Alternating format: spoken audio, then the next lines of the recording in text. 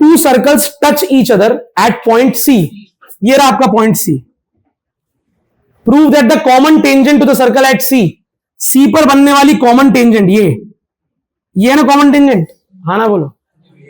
Bisects the common tangent at P and Q, तो जो P और क्यू की टेंजेंट है ये पी क्यू, सी वाली टेंजेंट पी क्यू को बाइसेक्ट कर रही है। समझे मेरी बात?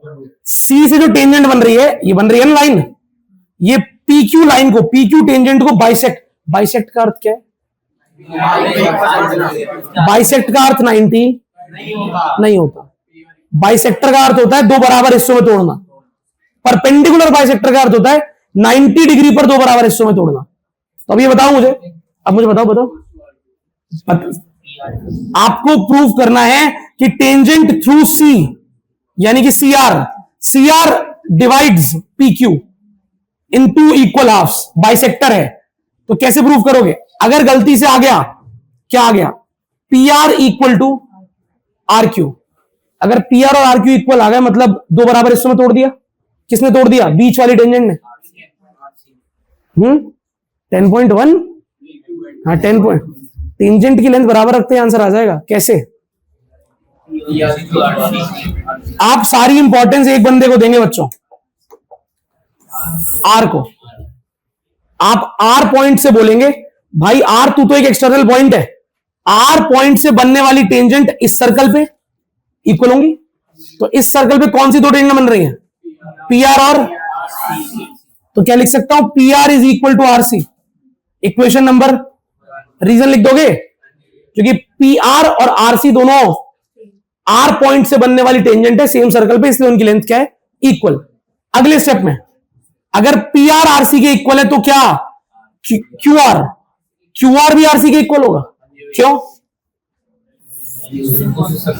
दूसरे सर्कल पर बनने वाली दो टेंजेंट आर पॉइंट से, क्यू आर और आर सी। तो यहां पे लिख दिया Q R is equal to R C, equation number 2। और दोनों का रीजन सेम ही है क्या? Length of tangent drawn from an external point are always, ये अलग सर्कल है, ये वाला अलग सर्कल है। Circle number 1, circle number 2। किसकी वजह समझ में आ गया? पहले बताओ, क्या आर पॉइंट से दोनों तरफ टेंजेंट बन रही है? एक बार इस सर्कल पे दो टेंजेंट है, एक बार उस सर्कल पे। R P is equal to R C और R Q equal to R C लिख दिया। अब यहां से क्या देख पा रहे हो? अगर पी आर भी आर सी के बराबर है और क्यू आर भी आर सी के बराबर है तो पी आर और क्यू आर भी आपस में, तो by 1 and 2 P R equal to Q R. अगर पी आर और क्यू आर बराबर हो गए, पी आर और क्यू आर क्या हो गए? बराबर। तो यहां लिखना पड़ेगा मुझे, so R is the mid point.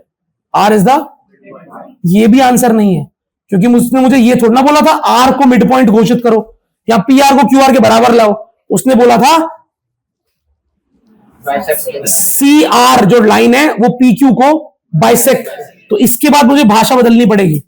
So we can say that C R bisects P Q. So we can say that C R bisects P Q. ये उत्तर है। समझ में आया? सी आर जो लाइन है बीच वाली, ये पी क्यू को दो बराबर हिस्सों में तोड़ रही है। C R is bisecting P Q. हमने प्रूफ कर दिया। कैसे? दोबारा से बता रहा हूं भैया। This is equal to this, हाँ ना बोलो। और इस सर्कल में देखिए तो दिस इज इक्वल टू, अगर ये इसके इक्वल है, ये इसके इक्वल है, तो ये दोनों भी आपस में है। और अगर ये दोनों इससे इक्वल हैं तो आर क्या होगा? बाइसेक्टर। तो आर पॉइंट पर पी क्यू लाइन दो हिस्सों में टूट रही है, बराबर हिस्सों में। आ रहा है समझ में?